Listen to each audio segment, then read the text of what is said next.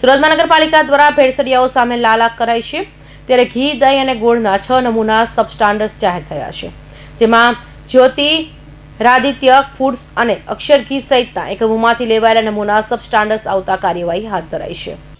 સુરત મહાનગરપાલિકા આરોગ્ય વિભાગ દ્વારા શહેરીજનોના સ્વાસ્થ્ય સાથે ચેડા કરતા તત્વો સામે સઘન ચેકિંગ હાથ ધરવામાં આવ્યું છે. સુરત મહાનગરપાલિકાના હેલ્થ અને હોસ્પિટલ ડેપ્યુટી કમિશનર તથા ડેઝિગ્નેશન ઓફિસરની સીધી સૂચના હેઠળ ડિસેમ્બર માસ દરમિયાન લેવામાં આવેલા ખાદ્ય પદાર્થના નમૂનાઓ પૃથ્થકરણ બાદ ચોંકાવનારા પરિણામો સામે આવ્યા છે. પબ્લિક હેલ્થ લેબોરેટરી દ્વારા આપવામાં આવેલા અહેવાલ મુજબ સુરતની 20 સંસ્થાઓમાંથી લેવાયેલી ઘી, દહીં અને ગોળના કુલ 6 નમૂનાઓ ફૂડ સેફ્ટી અને સ્ટાન્ડર્ડ 1/2006ના ધારાધોરણ મુજબ ફેલ જાહેર કરવામાં આવ્યા છે, જેમાં ઉધના વિસ્તારમાં આવેલા જ્યોતિ રાદિત્ય ફૂડ્સ પ્રોડક્ટ્સના ટેબલ માર્ગારેટ અને ડભોલી 4 રસ્તા પાસેની અક્ષર ઘી સંસ્થાના ઘીના નમૂના બેટા સીટો સટેલાઓની હાજરી જોવા મળી છે. હું B R. Brahmbhatt, food safety officer, Surat મહાનગરપાલિકા.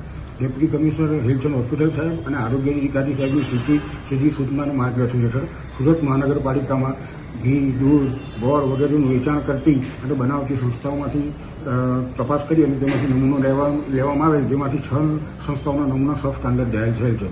એટલે શું બેસે કરે સર? ગોળની અંદર કલરની હાજરી જોવા મળેલ છે. કઈ કઈ ડેરીના નમૂના ફેલ થયા છે અને શું શું ફેલ થયું છે? જ્યોતિરાજ ફૂડ પ્રોડક્ટ, અક્ષર ઘી, Akash motors, new Dhanlaxmi general store, અલ્પેશભાઈ અને કૃષ્ણ સુપર સ્ટોરના ઘી, ગોળ, ટેબલ માર્કેટિંગ વગેરે નમૂનાઓ નપાસ થયેલ છે. હવે કઈ રીતના કાર્યવાહી છે? હવે ફૂડ સેફ્ટી સ્ટાન્ડર્ડ પ્રમાણે તેઓની સામે આગળની કાર્યવાહી કરવામાં આવશે. સર, આ લોકો કેમ નથી સુધરી રહ્યા? એ લોકોની સામે કડક કાર્યવાહી કરવામાં આવશે, એટલે ધીરે ધીરે એમાં ઘટાડો થઈ જશે. વૈજ્ઞાનિક દ્રષ્ટિએ ધીમા તત્વની હાજરી સૂચવે છે કે તેમાં વનસ્પતિ તેલ કે ફેટની ભેળસેળ કરવામાં આવી છે. તો લસકાણા સ્થિત અલ્પેશભાઈ ઈશ્વરભાઈ સાવલિયાના ભેંસના ઘીમાં પણ આ જ પ્રકારના ભેળસેળ હોવાનું લેબોરેટરીમાં સાબિત થયું છે. રેલવે સ્ટેશન સામે આવેલી જાણીતી હોટલ મે આકાશ હોટલ્સ પ્રાઇવેટ લિમિટેડમાંથી લેવામાં આવેલા દહીંના નમૂના ફેટનું પ્રમાણ નિર્ધારિત ધારાધોરણે કરતાં ઓછું મળી આવ્યું છે, જેને કારણે તેના પર સબ સ્ટાન્ડર્ડ જાહેર કરવામાં આવ્યું છે. આ રિપોર્ટ દર્શાવે છે કે મોટા ગ્રાહક વર્ગ ધરાવતી સંસ્થાઓમાં પણ ખાદ્ય પદાર્થની ગુણવત્તા જળવાતી નથી. મીઠાઈ અન્ય વાનગીઓમાં વપરાતા ગોળોમાં પણ ભેળસેળનો ખેલ સામે આવ્યા છે.